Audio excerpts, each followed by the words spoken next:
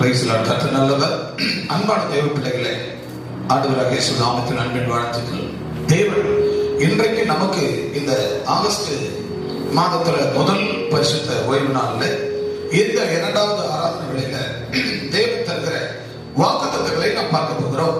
தேவன், my dear son and daughter, listen to my words. My dear son and daughter, listen to my words. பிள்ளைகளே, எனக்கு செவி கொடுங்கள். ஆண்டவர் இன்றைக்கு நமக்கு கொடுக்கிற வாக்குத்தத்தம், பிள்ளைகளே எனக்கு செவி கொடுங்கள். My dear son and daughter, listen my words.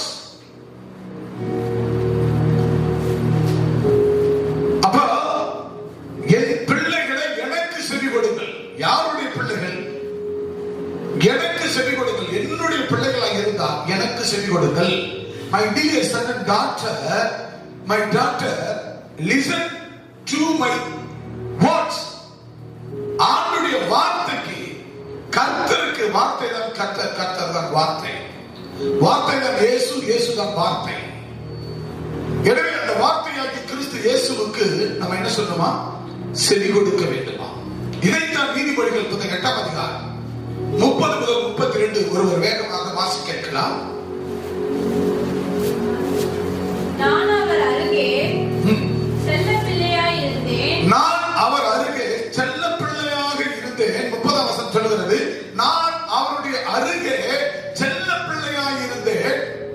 நித்தம் அவருடைய மனமகிழ்ச்சியாய் இருந்து எப்பொழுதும் அவர் சமூகத்தில் களி கூர்ந்தேன். எந்த அதிகாரம், எந்த வசனம்? 8. வாசிங்க, மீண்டும் வாசிங்க. நான் அவர் அருகே, நான் அவர் அருகே செல்ல பிள்ளையாய் இருந்தேன். யாருடைய அருகே நம்ம செல்ல பிள்ளையா இருக்கணுமா? யாருடைய அருகே? சத்தமா சொல்லுங்க. யாருடைய அருகே செல்ல பிள்ளைங்க? இப்போ ஒரு பெற்றோர் இருப்பாங்க. அந்த பெற்றோருக்கு நம்ம, நீங்க பிள்ளைகளை எப்படி இருப்போம்? செல்ல பிள்ளையா இருப்போம் இல்லையா? இப்ப பெற்றோர்கள் ஆகிய, இப்போ கல்யாணம் ஆனவங்க இருக்கிறாங்க, பெற்றோர்கள் அப்பா அம்மா இருக்கிறாங்க. அவங்க எப்படியா இருக்கிறாங்கன்னா பெற்றோர்கள். அந்த பெற்றோர்களிடத்துல பிள்ளைங்க எப்படி இருப்பாங்கன்னா செல்ல பிள்ளையா இருப்பாங்களா? நான் அவருடைய அருகே, இயேசு கிறிஸ்து அருகே செல்ல பிள்ளையாக இருந்து என்றைக்கும் சதா காலங்களிலும் அவருடைய மன மகிழ்ச்சியா நான் இருக்கிறேன். அவர் மகிழ்ச்சியா இருக்கிறார், அவருடைய மன மகிழ்ச்சியா நான் இருக்கிறேன். எப்பொழுதும் அவருடைய சமூகமாகிய ஆண்டவருடைய சமூகத்துல, தேவாலயத்துல, தேவனுடைய பணியில, தேவனுடைய வேலையில, தேவனுக்கு கொடுப்பதுல, தேவனுக்கு ஊழியம் செய்வதில், தேவனுக்கு பிரியமா வாழ்வதில், அவர் சத்தத்துக்கு செவி கொடுப்பதில், அவருக்கு நான் எப்பொழுதும் அவருக்கு மகிழ்ச்சியா பிரியமா வாழ்கிறேன். அவருடைய பூ உலகத்தில் சந்தோஷப்பட்டு, அவருடைய பூ உலகத்துல, இந்த பூமியிலே நாம் சந்தோஷப்பட்டு மணமக்களுடன் மகிழ்ச்சி கொண்டிருந்தேன். மணமக்களுடன் மகிழ்ச்சி கொண்டிருந்தேன். ஆதலால் பிள்ளைகளே எனக்கு செவி கொடுங்கள். யாருக்கு செவி கொடுங்கள்? ஆதலால் பிள்ளைகளே எனக்கு செவி கொடுங்கள். My dear son and daughter, listen to my words. பிள்ளைகளே எனக்கு செவி கொடுங்கள். நீங்கள் யாருடைய பிள்ளைகள்? கர்த்தருடைய பிள்ளைகள். யாருடைய பிள்ளைகள்? கர்த்தருடைய பிள்ளைகள். ஒரு ஆள் 2 பேர் வாய் திறக்கிறாங்க. அவங்களுக்கு சந்தேகமா இருக்குது. ஏன்னா இது ஆடி மாசம். ஆடி மாசம் தான் சந்தேகமா இருக்கும். ஏன்னா நம்ம ஊரெல்லாம் பேய்களை, பிசாசுகள் தலையை வச்சு ஆடி நடக்கும்.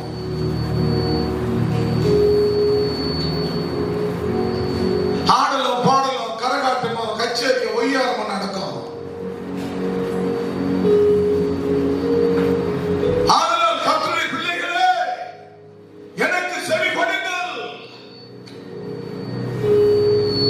ஏன் கர்த்தர் அவருடைய பிள்ளைகளை பார்த்து எனக்கு செவி கொடுங்கன்னு சொன்னாங்க? அவருடைய பிள்ளைகளா இருந்தா அவருக்கு தான் நம்ம செவி கொடுக்கணும். நம்ம என்ன பண்றோம்? ஆடி மாசம் வந்துட்டா ஆண்டவர் விட்டுறோம். புரட்டாசி மாசம் வந்துட்டா ஆண்டவர் விட்டுறோம். கார்த்திகை மாசம் வந்துட்டா ஆண்டவர் விட்டுறோம். ஆடி மாசம் என்ன நடக்கும்? ஊரெல்லாம் திருவிழா கூடு. கார்த்திகை மாசம் என்னது? எல்லாம் மாலை போட்டு ஐ கோயிலுக்கு போவான். அது புரட்டாசி மாசம் என்ன? வெங்கடாஜலபதிக்கு 5 வாரம் விரதம் இருந்து கூப்பிட வேண்டியது. இப்படியாக நம்ம பங்கிட்டு பங்கிட்டு பங்கிட்டு பங்கிட்டு வாழ்ந்த வாழ்க்கை போதும். அதனால் எனக்கு கண்மான பிள்ளைகளை எனக்கு செவி கொடுங்கள் என்று கர்த்தர் சொல்லுகிறார். ஆனால் நாம் என்ன வேண்டுகிறோம்? ஆண்டவருக்குள்ள வந்து ஞானஸ்தானம் எடுத்து கர்த்தருக்குள்ள வாழ்கிற பிள்ளைகள் ஆடி மாசம் வந்துட்டா ஆடலும் பாடலும் ஒய்யார கரகாட்டம் கச்சேரி கூத்து டிராமா இவைகளுக்கு செவி கொடுக்கிறோம். இந்த ஆவிகளுக்கு செவி கொடுக்கிறோம். கர்த்தர் சொல்லுகிறார், ஆதலால் பிள்ளைகள் எனக்கு செவி கொடுங்கள். பாயை படுக்க எடுத்து எங்க போய் போடுறோம்? ஆண்டவர் பாயை படுக்க எடுத்து நட அப்படின்னு சொல்லுகிறார். பாவத்திலே சாபத்திலே பிடியில கடந்த மக்களை நம்மை பார்த்து கர்த்தர் சொன்னார், உன் பாயை படுக்க எடுத்துக்கொண்டு நட ஆலயத்தை நோக்கி போனார். நம்ம என்ன பண்றோம்? பாயை படுக்க எடுத்து நேரம் விக்கிரக கோயில்கள் இருக்கிற ஆடலம் பாடலாம் ஒய்யார கரகாட்டத்துக்கு கச்சேரி போய் முதல்ல இடம் வச்சு உட்காரணும்.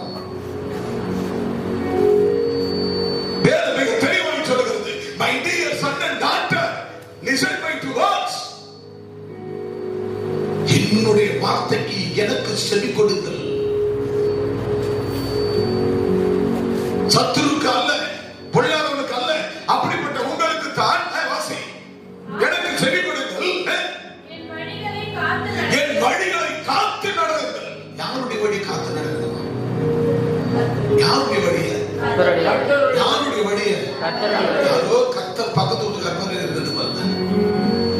அது கர்த்தர் இன்னும் பக்கத்து வீட்டுக்காரு. யாருடைய வழியை காத்து நடக்கணும்? அப்பா வழி என்ன வழி? 40 நாள் உபவாசம் எடுக்கிறார். வனாந்தரத்துல உபவாசம் முடிக்கிறார். பசி ஏசப்பா வகை. அந்த நேரம் சாப்பிட்ட போய் நின்னுக்கிறான். கவி கவி இப்படி பசியா இருக்கிற, எப்படி நீங்க பசியா இருக்கிறீங்க? உங்க பசிக்கு நான் ஆகாரம் தரேன், உணவு தரேன். இப்ப என்ன தெய்வம் சொல்லுங்க, நீதான் தெய்வம் சொல்லுங்க. நான் இந்த கல்ல அப்பமா உணவா மாத்தி உங்களுக்கு தரேன்னா ஏசப்பா என்ன சொன்னாரு? அப்படியேப்பா நான் சொல்றேன், எனக்கு சாப்பாடு கொடுங்கறா. நம்ம ஒரு துண்டு ஆட்டுக்கறிக்கும் ஒரு குட்டி ஒரு துண்டு கோழிக்கறிக்கும் ஒரு துண்டு மாட்டுக்கறிக்கும் ஒரு கொட்டாஞ்சி சோறு என்ன பண்ணிருந்தேன், ஒரு மந்த கூழுக்கு என்ன பண்ணிருந்தேன். அவன் நாம வித்து போட்டுக்கணும். ஒரு மந்த கூழுக்கு இந்த நேரம் போறோம். ஏமா கோயில் வைக்கணுமா? இது பழக்கல. எங்க வீட்டுல செஞ்சு எங்க பக்கத்துல சர்ச்சுக்கு போறோம்னு சொல்லிட்டு நாங்க அதை படைக்காத ஒரு மொந்த கொடுத்து எடுத்துட்டேன் அப்படின்னு எடுத்துட்டு இது நடுவுல வைக்கலன்னுவாங்க, இது அங்க போய் படைக்கலன்னுவாங்க, நாங்க செஞ்சவங்களுக்கு படைக்கலன்னுவாங்க. கருமாதிக்கு சோறு ஆகிட்டு ஐயா அம்மா நாங்க எடுத்து போறதுக்கு முன்னாடி எடுத்து வச்சிட்டோம், நீங்களாம் சர்ச்சுக்கு போற பாத்தீங்கன்னா.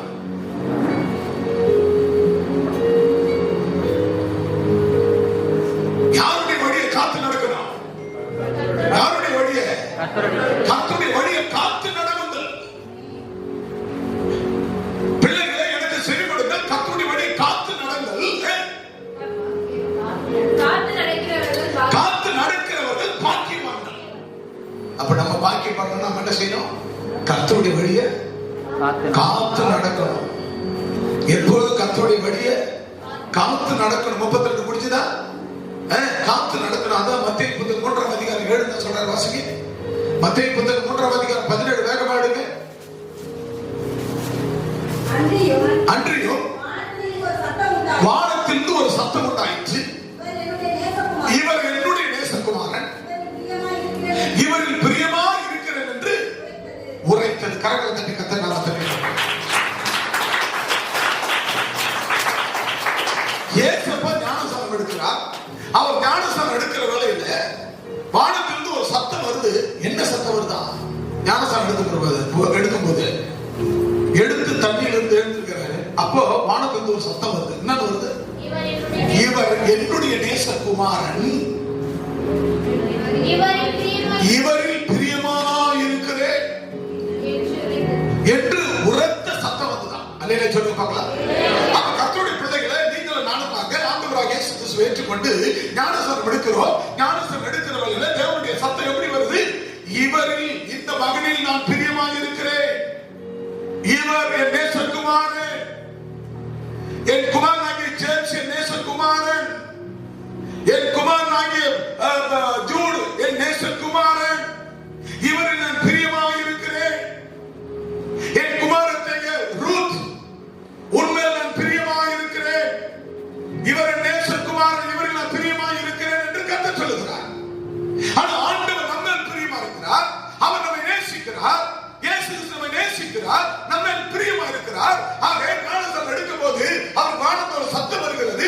அந்த சத்தம் இவர் நேசகுமார் அப்படின்னா நான் நேசிக்கிற குமாரன் குமாரத்தி, நான் நேசிக்கிற குமாரன் குமாரத்தி, உங்கள் மேல் நான் பிரியமா இருக்கிறேன் என்று கர்த்தர் சொல்லுகிறார். ஆனா நம்ம என்ன செய்யணும்? நம்ம என்ன செய்யணும்? ஞானஸ்நானம் எடுக்கும் போது, எடுத்து கரையேறும் போது ஒரு சத்தம் வருகிறது. அந்த சத்தம் சொல்கிறது, நான் உன்னை இவரை நான் நேசிக்கிறேன், இந்த மகளை நான் நேசிக்கிறேன், இந்த மகனை நான் நேசிக்கிறேன், இவர்களில் நான் பிரியமாக இருக்கிறேன் என்று ஆண்டவராகிய இயேசு கிறிஸ்துவின் சத்தத்தை நாம் காண்கிறோம். அதை நாம் உணர்கிறோம். பரிசுத்த ஆவி நம்மில் இறங்குகிறார். அந்நிய பாஷையால் வருகிறார். பரிசுத்தர் ஊற்றுகிறார். ஆண்டவர் ஊற்றி நம்மளை வழி நடத்துகிறார். அப்படிப்பட்ட தெய்வத்தை ஞானஸ்நானம் எடுத்த பின்பு நம்ம அவருடைய பிள்ளைகளை, என் பிள்ளைகளே என் சத்தத்திற்கு செவி கொடுங்கள். ஆனால் செவி கொடுப்பது கிடையாது. எந்தெந்த சத்தத்துக்கோ செவி கொடுக்கிறோம். இவர்கள் நேசகுமாரன், என் நேசகுமாரத்தை, இவர்களில் நான் பிரியமாக இருக்கிறேன். அப்ப இவர்களில் நான் பிரியமாக இருக்கிறேன் என்று சொன்ன ஆண்டவர், நீங்கள் என்ன செய்வதில்லை? ஆண்டவர் உங்களில் பிரியமாக இருக்கும் போது நீங்கள் அவரில் பிரியமாக இருக்க வேண்டும். அல்லேலூயா, அல்லேலூயா, அல்லேலூயா. ஆண்டவர் நம்ம மேல என்னைக்கு ஞானஸ்நானம் எடுத்துமா அன்றே நம்ம மேல அவர் பிரியமாயிட்டார். நம்ம நேசிக்கிறாங்க, நம்ம நேசிக்கிற கர்த்தருங்க, கல்வாரி நாயகன், நம்ம நேசிக்கிற கர்த்தர், நம்மை மகிழ்ச்சியாக்குற கர்த்தர், நம்ம பிரியமா இருக்கிற கர்த்தர், அந்த நேசிக்கிற பிரியமா இருக்கிற அந்த கர்த்தர் மேல எப்போதும் அவரை நம்ம நேசிக்கணும். அவர் மேல எப்போதும் நம்ம பிரியமா இருக்கணும். அல்லேலூயா, அல்லேலூயா, அல்லேலூயா, அல்லேலூயா. அதுதான் நீதிமொழிகள் புத்தகம் 19ஆம் அதிகாரம் 14 சொல்லுகிறார். வாசி, நீதிமொழிகள் புத்தகம் 19ஆம் அதிகாரம் 14ஆம் வசனம் சொல்லுகிறது. வாசிங்க. வீடும் ஆஸ்தியும் யாரு? பிதாக்கள் வைத்த சுதந்திரம். கவனிங்க, அப்படி நிறுத்துங்க. அங்கே இருக்க சுமதி. வீடும் ஆஸ்தியும் எனக்கு பிதாக்கள் வைத்த சுதந்திரம். அன்பான தேவ ஜனமே, இன்னைக்கு எங்க அப்பா இருந்தாருன்னா, எங்க அப்பாவுக்கு அப்பா அந்த மண்ணில் உட்கார்ந்து இருந்தாரு. அதுக்கப்புறம் எங்க அப்பா அம்மா அந்த மண்ணில் இருந்தாங்க. அதுக்கப்புறம் நான் ஏற்படுறேன். எனக்கு கூட்டப்பட்ட ஒரு குடிசையோ அந்த மண்ணோ, அதுதான் ஆண்டவர் சொல்லுகிறார். வீடும் ஆஸ்தி பிதாக்கள் வைத்த சுதந்திரம். அல்லேலூயா, அல்லேலூயா. வீடும் ஆஸ்தியும் யார் வைத்த சுதந்திரம்? பரமகேணி குப்பத்துல பால் பெருமாளுக்கு ஒரு இடம் இருக்குது, கடற்கரை ஒற்றுல. அது யார் கொடுத்த சொத்து? சொல்லுங்க, யார் கொடுத்தது அது சொத்து? பிதான யாரு? உங்க அப்பா வாழ்ந்துறாங்க, உங்க தாத்தா அங்க இருந்தாரா? தாத்தா வாழ்ந்தாரு. தாத்தா பிள்ளை கொடுத்துட்டு போனாரு. அப்ப அவர் ஒரு சின்ன குடிசையில் இருந்தாங்க.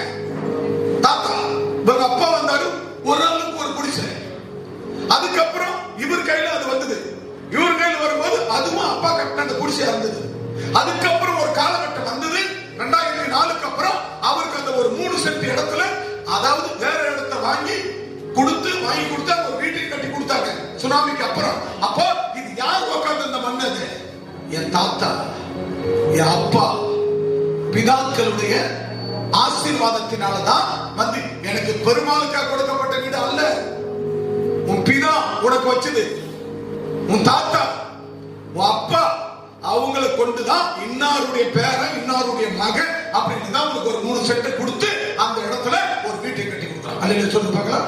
அப்ப இது வீடும் ஆஸ்தியும், வீடு சொத்தும் பணம் பொருளாதாரமோ யார் தந்த இது ஆசீர்வாதம்? பிதாக்கள் தந்த சுதந்திரம். அல்லேலூயா. வீடு ஆஸ்தி யார் கொடுத்த சுதந்திரம்? சத்தமா சொல்லுங்க. வீடு ஆஸ்தி யார் கொடுத்தது? யார் கொடுத்தது? யார் கொடுத்தது? பிதாக்கள் கொடுத்தது. அப்ப வீடு ஆஸ்தியும் பிதாக்கள் கொடுத்த சுதந்திரம். அல்லேலூயா. அப்ப பிதாக்கள் கொடுத்த சுதந்திரம். அப்ப அதுக்கப்புறம் வாசிக்கலாம். சுமதி வாசிங்க. புத்தியுள்ள மனைவியோ கர்த்தர் அருளும் ஈவு. கைகளை தட்டி கர்த்தர் நாமம். கைகளை தட்டி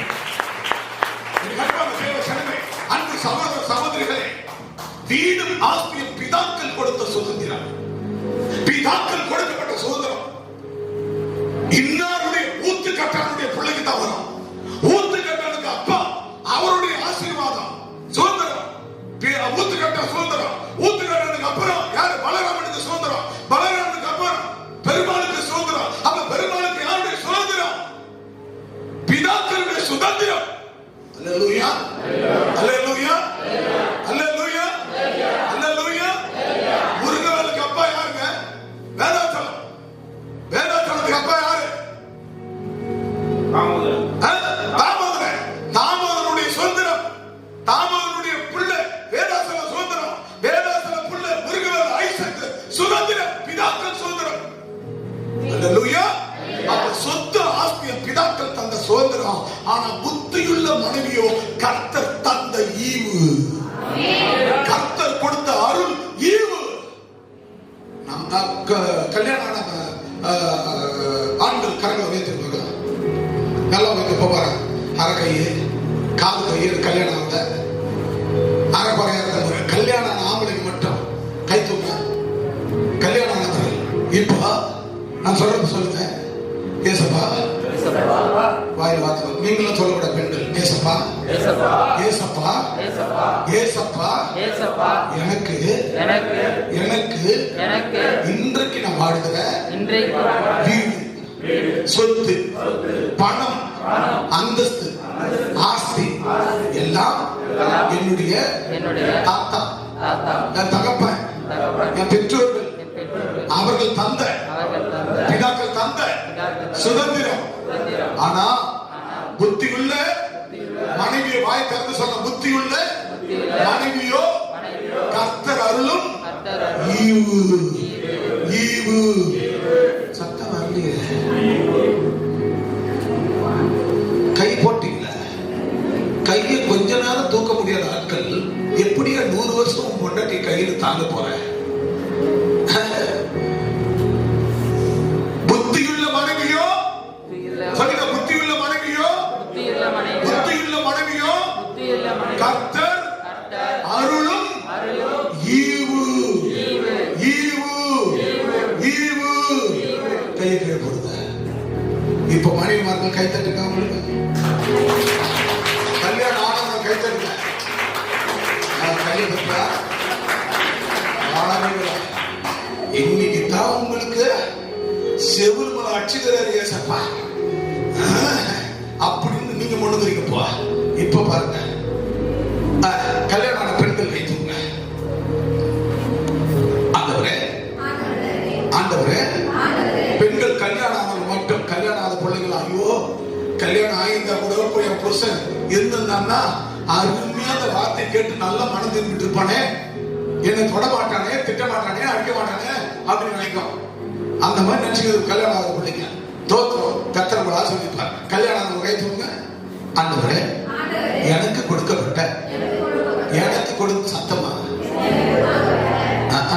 சத்தமா சொல்லுங்க பெண்கள், எனக்கு கொடுக்கப்பட்ட புத்தியுள்ள கணவனுக்கு, கணவனுக்காக, கணவனை கொடுத்ததுக்காக கர்த்தர் தந்த ஈவுக்கு நன்றிப்பா, நன்றிப்பா, நன்றிப்பா, நன்றிப்பா. எல்லாரும் கைகளை தட்டுக்கு பார்க்கணும்.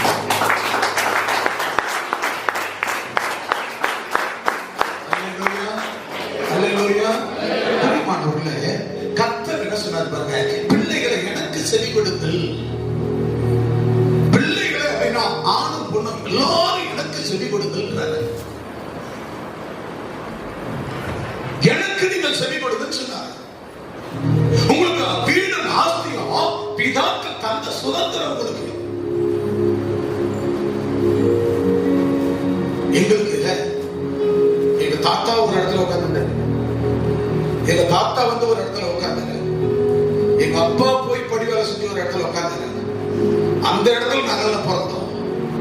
அங்க பிறந்த பிற்பாடு, வளர்ந்து வந்த பிற்பாடு, வாலிபனான பிற்பாடு, அது வரைக்கும் எங்க அப்பா அம்மால எங்களை வளர்க்கத்தான் முடியும். எல்லா அப்பா அம்மாவும் வந்தான். ஜமீன் சொத்து யாராலையும் சொத்து வாங்க முடியல. நாங்க ஏற்பட்ட பிற்பாடு பிள்ளைங்க அந்த சொத்தை வாங்குறோம். அப்போ நாங்க ஏற்பட்டு பிள்ளைங்க வந்து அந்த சொத்தை நாங்க வாங்க கர்த்தர். அப்ப அதை வாங்குறோம் அப்படின்னா எங்க தாத்தா உட்கார்ந்தாரு, எங்க அப்பா உட்கார்ந்தாரு, அவங்க எல்லாம் அந்த மண்ணை பிடிச்சி அந்த உட்கார்ந்து குடிசை போட்டு உட்கார்ந்ததுனாலதான் அவங்களை கொண்டு அந்த குடிவாரத்தை நாம் அங்கே வாங்குகிறோம். குடிவாரம் என்று சொல்லுவார்கள், மேல்வாரம் குடிவாரம் சொல்லி. அந்த குடிவாரம் மேல்வாரத்தை வாங்கி கொஞ்சம் காசு வாங்கி நம்ம அதை சுதந்திரித்துக் கொள்கிறோம். இது யார் சொத்தும் வீடும் ஆஸ்தி யார் தந்த சுதந்திரமா? பிதாக்கள் நமக்கு வைத்த சுதந்திரம். அல்லேலூயா, அல்லேலூயா. அப்ப புத்தியுள்ள மனைவியை கர்த்தர் அருளும் ஈவு, அதை நம்ம பயன்படுத்தணும். அல்லேலூயா. அப்படிப்பட்டவர்கள் தான். அப்படி முதல்ல ஆண்டவருக்கு என்ன தெரியுமா?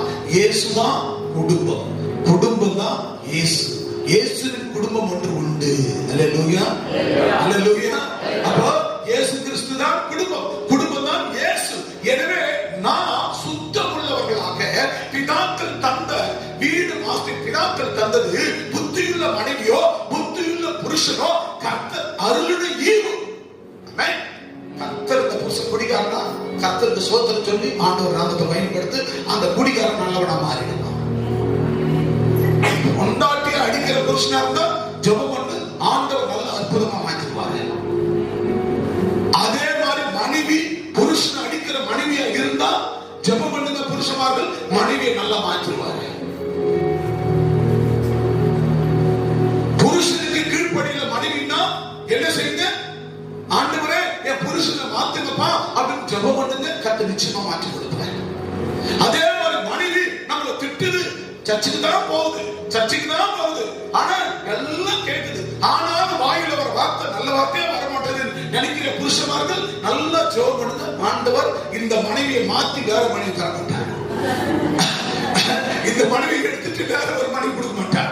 அதே மனைவியை கர்த்தர் கொடுத்த அந்த ஈவ, அந்த அருள் ஈவ ஆண்டவர் ஆசீர்வாதமா அந்த மனைவியை உருவாக்கி கர்த்தருக்குள்ள வாழ வைப்பார். அல்லேலூயா, உருவாக்கி வாழ வைப்பார். அதே மாதிரி புருஷனை, அதே உங்களுக்கு விரோதம், அதாவது உங்களுக்கு எப்போதுமே பிரச்சனை, போராட்டம், ஒருவருக்கு கீழ்ப்படுதல் செவிகொடுதல் இல்லைன்னா அதுக்காக ஜெபம் பண்ணுங்க, ஆண்டவர் புருஷன் உருவாக்குவார். அல்லேலூயா. அதே மாதிரி ஆண்டவர் பெற்றோர்களாகிய உங்களுக்கு பிள்ளைகளை கொடுத்திருப்பார். அந்த பிள்ளைகளை கொம்பை எடுத்து கோலத்தை அடிப்பதனால, திட்டுவதனால ஒரு துளி கூட அந்த பிள்ளைகளை நீங்க உருவாக்க முடியாது, மாற்ற முடியாது. அதுக்கு ஒரே வழி, நல்லா உபவாசம் போட்டு ஜெபம் பண்ணுங்க. அல்லேலூயா, நல்லா ஜெபம் பண்ணுங்க. அந்த பிள்ளைகளை பெற்றோருக்கு கீழ்ப்படிய, பெற்றோர் பேச்சை கேட்க, பெற்றோருக்கு ஏற்றவனமா வாழுகிற பிள்ளைகளா, பெற்றோருக்கு வெட்கத்தை கொண்டாடுகிற பிள்ளைகளா இல்லாத, வெட்கத்தை கொண்டு வராத பிள்ளைகளை அருமையா அப்பா உருவாக்குவார். அல்லேலூயா, அல்லேலூயா. அப்பாவால முடியாதா? அப்ப மனைவி யார் தந்த ஈவு? யார் தந்த ஈவு? ஏன் மனைவியை காமிச்சார்? ஏன் மனைவியை காமிச்சார்? நம் விழா எலும்புல ஒரு எலும்பு எடுத்துதான் அந்த எலும்புக்கு கர்த்தர் அந்த எலும்புக்குள்ள தசையை வைத்து, அதுக்குள்ள நரம்பு வைத்து, அதுக்கு மேல தோளால மூடி ஆண்டவர் விழா எலும்புல இருந்து நமக்கு ஒரு எலும்பை எடுத்து அதை கொடுத்து மனைவி ஆக்கி இருக்கிறார். அல்லேலூயா சொல்லுங்க. உன் மனைவி யாரு? கர்த்தர் அருளும் ஈவு. உதாசீனப்படுத்த கூடாதுங்க, மனம் நொந்து போக பேசக்கூடாதுங்க. அம்மா இருக்கிறாங்க, தனியா கூட கேளுங்க, சர்ச்சை முந்தி கூட. என்னைக்காவது ஒரு நாள் நான் கோபப்பட்டு என் கைய ஒரு நாளாவது, இன்னைக்கு திருமணமாகி 24 வருஷம் ஆகுது, ஒரு நாள் ஒரு அடி அடிச்சு கேளுங்க. ஒரு அடி. எனக்கு இந்த ஊழியத்துல வறுமை இருந்தது, கஷ்டம் இருந்தது, போராட்டம் இருந்தது, சுத்தி நெருக்கடிகள் இருந்தது, பண கஷ்டம் இருந்தது, ஊழியத்தின் பாதல் போராட்டம் தாங்க முடியாத அளவுக்கு கட்டன்பாரங்கள் இருந்தது, நம்பினவர்களாம் என்ன குத்தினது, எவ்வளவு போராட்டம். ஆனாலும் மனைவி நான் கடிந்து கொள்ளவே மாட்டேன். எனக்கு தெரியும் வீடு ஆஸ்தியம் என் பிதாக்கள் கொடுத்த சுதந்திரம், புத்தியுள்ள மனைவியோ எனக்கு கர்த்தர் அருளின ஈவு. இந்த ஈவை நான் என்ன பண்ணக்கூடாது? உதாசீனப்படுத்தக்கூடாது. என் நாவினால நான் தவறா பேசக்கூடாது. என் நாவினால ஒரு வார்த்தை மன கஷ்டத்தை உண்டாக்கிடக்கூடாது. என்ன நம்பி வந்த, யாரை நம்பி? என்ன நம்பி சென்னையில் இருந்து, சென்னையில இருந்து 24 வருஷத்துக்கு முன்னாடி நம்ம ஊர் எப்படி இருளா இருக்கும், வழி வாட்டில லைட் கிடையாது, வழி ரோடு கிடையாது. அப்படிப்பட்ட இடத்துல ஆண்டவர் அங்கிருந்து சென்னையில இருந்து கொண்டு வந்து இங்க கொடுத்து, பசி, பட்டினி, வறுமை, இந்த ஊழியத்துல 5 ரூபாய் ஒரு நாளைக்கு 1 ரூபாய் கிடைக்காது. இந்த ஊழியத்துல அப்படி பாடுபட்டு என்னோடு கூட ரேஷன் அரிசி சாப்பிட கூட, ரேஷன் அரிசி கூட எங்களுக்கு கிடைக்காத சூழ்நிலை. என் கூட பாடுபட அவங்களுக்கு நான் தலையெடுத்தா கஷ்டத்துல, இன்பத்துல, துன்பத்துல, துயரத்துல, துக்கத்துல அவங்க வந்து என்னோட கூட கஷ்டப்பட்டு என்ன தலையெடுத்தவங்களுக்கு. ஒரே ஒரு பொண்ணா பிறந்துட்டு செல்வ சீமாட்டியா அப்பா அம்மா கிட்ட வாழ்ந்துட்டு 2 அண்ணனுக்கு ஒரு தங்கச்சி, எப்படி பார்த்தால் நல்ல செல்வமா, நல்ல ஆரோக்கியமா, நல்ல உணவோடு, நல்ல கறிமீனோடு, முட்டையோடு சாப்பிட்டு நல்ல துணிமணிகளோடு வாழ்ந்துட்டு என்கிட்ட வந்து அவங்க இவ்வளவு கஷ்டப்பட தலையெடுத்தா நான் நினைச்சு பார்க்கிறேன். திரும்பி இந்த கிராமத்துல நம்ம கிட்ட சொத்து இருக்குதுன்னு வந்தாங்களா மனைவி, நம்ம கிட்ட பணம் இருக்குதுன்னு வந்தாங்களா மனைவி, நம்ம பெரிய பணக்காரனா இருக்குன்னு வந்தாங்களா, பெரிய ஜமீன் கொடுக்கணும் வந்தாங்களா? ஒண்ணும் இல்லாத ஒண்ணே ஒண்ணு இவர்கிட்ட ஏசப்பா இருக்கிறாரு. இந்த ஏசப்பா இவரை கட்டிக்க போறோமோ அவர்கிட்ட ஏசப்பா இருக்கிறாரு. அந்த ஏசப்பா போதுமானவர். இன்னைக்கு கஷ்டப்பட்டாலும் இந்த ஊழியத்துல நாளைக்கு நல்லா இருப்போம். நம்ம இந்த திருமணத்தை ஏத்துக்கணும்னு அன்னைக்கு ஏத்துக்கணும் வந்து பசி பட்டினி. என் மைத்துனர் அவர்கள் திருமணம் முடிச்சு வீட்டுக்கு போறோம். பெரிய மைத்துனருக்கு சின்ன மைத்துனருக்கு டீப் லைட் தான் பறக்குது. 2 பேரும் அடிச்சுக்கிறாங்க. என்னன்னு கேட்டா, ஒரு மைத்துனர் எனக்கு சப்போர்ட் பண்றாரு, ஒரு மைத்துனர் சப்போர்ட் பண்ணல. நீங்கெல்லாம் சேர்ந்து இந்த மாதிரி கிராமத்துல கொண்டு என் தங்கச்சி கட்டி கொடுக்குறீங்க, கட்டி கொடுத்துட்டீங்க. அவர் போவார் எங்கன்னா சுத்திட்டு ஊழின்னு அவருக்கு யாருன்னா கட்டி ஊற்றுவாங்க, சோறு போடுவாங்க, சாப்பிட்டு வீட்டுக்கு வருவாரு. ஏன் தங்கச்சி பசி பட்டின கிடைக்கணுமா அப்படின்னு அந்த பிரச்சனை நடக்குது. கூணி குறிக்க அந்த வீட்டுக்குள்ள நுழையிற அன்னைக்கு நான் திருமணம் முடிச்சு போகும்போது, ஆண்டவரே அவங்க மேல எனக்கு வருத்தமே வரல, எனக்கு அவங்க மேல கஷ்டமே வரல. ஆண்டவரே அவர் தங்கச்சி மேல இருக்கிற பிரியத்துல நாளைக்கு பசிப்பட்டினா கடந்து நம்ம தங்கச்சி கஷ்டப்பட போடுதுன்னு இப்படிப்பட்ட ஒரு சூழ்நிலை. இந்த ஊழியத்தை இந்த மக்களுக்கு மத்தியில, குடும்பங்களுக்கு மத்தியில இந்த ஊழியத்தை உயர்த்தி அழகு பார்க்கிற ஒரு சுத்த கிருபை. எனவே எல்லாத்தையும் எதிர்த்து இந்த புருஷனா வேணும்னு சொல்லி அவங்க திருமணம் பண்ணி வராங்க. கர்த்தாவே, ஒரு நாளும் நீங்க கொடுத்த புத்தி உள்ள மனைவி, நீங்க கொடுத்த ஈவப்பா, அருள் ஈவு, இந்த ஈவை ஒரு நாளும் மனக்கசந்து போக, ஒரு நாளும் கண்ணீர் விட நான் நடந்து கொள்ள மாட்டேன். என் ஆண்டவர் நிச்சயமா எங்களை உயர்த்துவ இந்த ஊழியத்தில் அப்படின்னு. அல்லேலூயா. பசி பட்டினி கண்ணீர் கவலை வேதனை இல்லாமை, ஜனங்கள் மூலமா விசுவாசிகள் மூலமா வருகிற உபத்திரம், சபையை விட்டு சில ஜனங்கள் துரோகம் பண்ணி ஓடுவது, அப்படிப்பட்ட சூழ்நிலைகள் சபையை உடைப்பது, ஏராளமான பேச்சுக்கள் ஏச்சுக்கள் ஏராளம் இப்படிப்பட்ட மக்கள் மத்தியில இன்றைக்கு நின்று இந்த 24 வருடம் கடந்து வர கர்த்தர் திருமண வாழ்க்கையில கிருபையாய் பாராட்டி இன்றைக்கு 100கணக்கான மக்கள் கொடுத்து பசி பட்டினி இல்லாம நோய் நொடி இல்லாம ஆண்டவராகிய தேவன் எங்களையும் நடத்துகிற தேவன் எங்கள் மூலமா எங்க சபா விசுவாசிகளை கையில கொடுத்து அவர்களும் ஆசீர்வதித்து உயர்த்தி வைக்கிற கிருபையை ஆண்டவர் கொடுத்தாரே. காரணம், அந்த மனைவி அன்னைக்கு என் கையில கொடுத்தாரே, அந்த ஈவை நான் உதாசீனப்படுத்திருந்தால் இந்த ஊழியம், அந்த குடும்பம், இந்த ஊழியம் வளர்ந்திருக்குமா? சொல்லுங்க. இந்த ஊழியமும் இந்த குடும்பமும் இந்த ஊழியமும் வளர்ந்திருக்குமா? அன்பான தெய்வ ஜனமே, கர்த்தருடைய பிள்ளைகளே, உனக்கு கொடுக்கப்பட்ட மனைவி கர்த்தர் அருளின ஈவு. அல்லேலூயா. முதல் அடிப்படையில் நம் ஆசீர்வாதம் எதில் இழக்கிறது தெரியுமா? நம்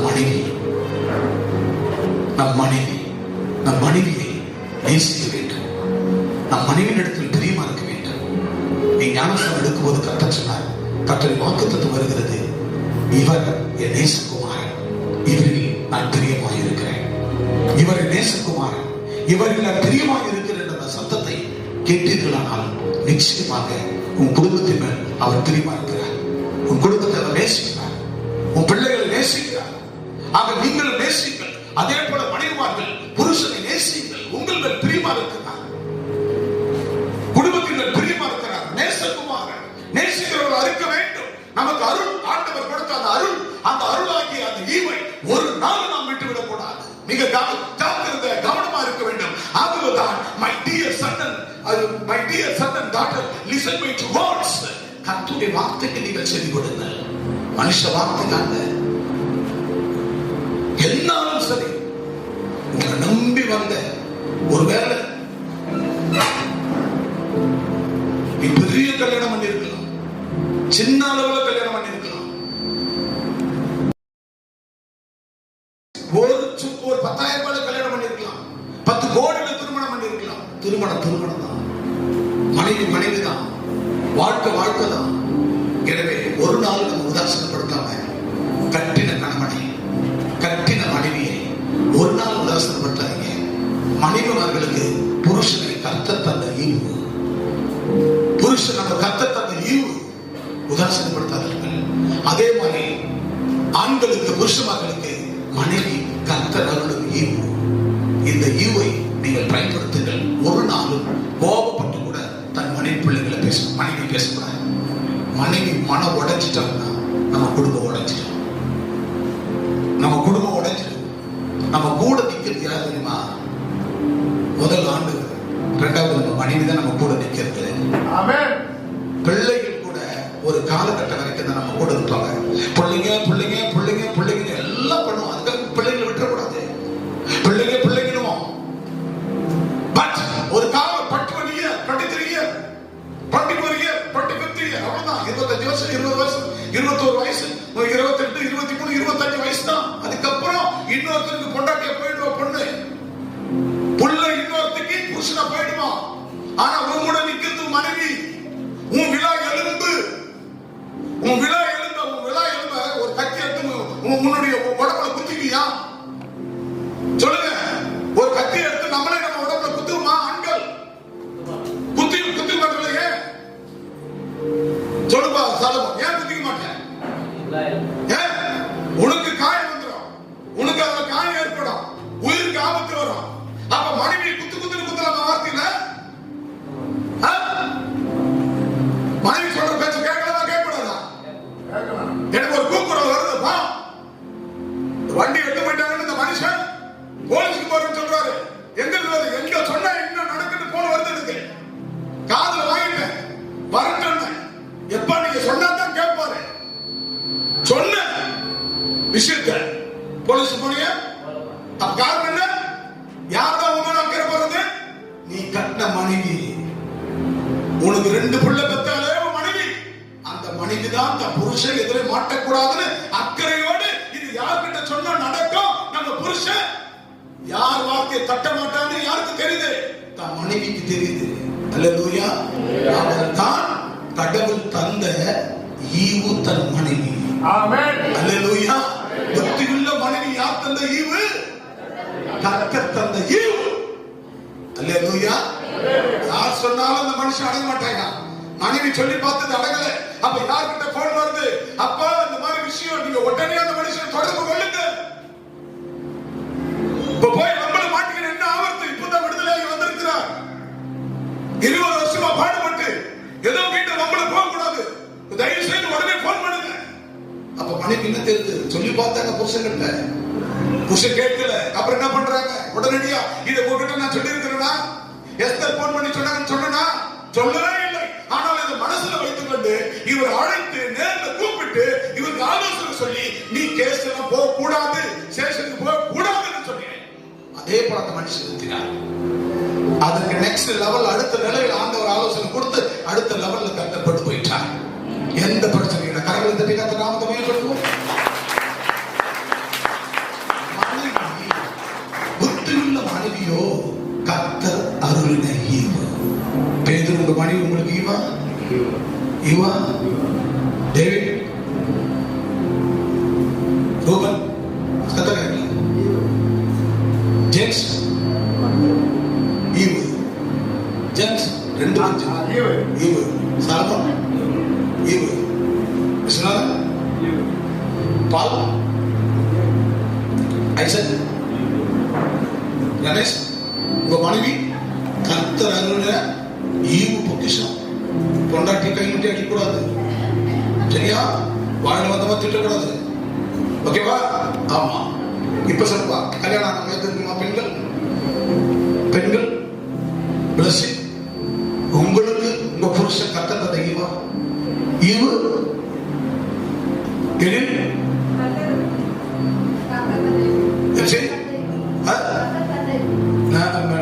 நான்சி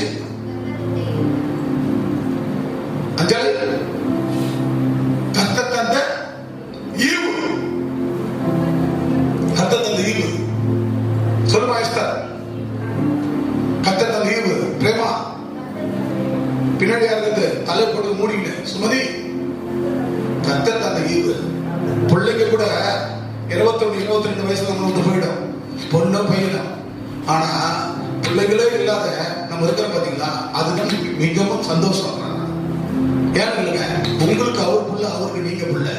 என்னால இந்த பூமியை விட்டு பரலோக ஆண்டு ஆண்டவர் எடுக்கும் வரை இந்த பூமியில நீங்க சந்தோஷமா இருக்கீங்க. அல்லேலூயா. என்ன அவருக்கு கொடுத்த ஈவு. மனைவி அவர் கொடுத்த ஈவு. சகோதரர், உங்க மனைவி உங்களுக்கு ஈவா? ஈவுதானே? கை தட்டி அந்த மனுஷன் உற்சாகப்படுத்துங்க. ஈவுங்க. சுமதி, நீங்க சொல்லுமா, உங்க புருஷன் ஆண்டவர் கொடுத்த ஈவா? சோத்திர கைகளை தட்டி ஒரு உற்சாகப்படுத்துங்க. எப்போ சொல்லுமா, சத்தமா சொல்லணும். யாரு?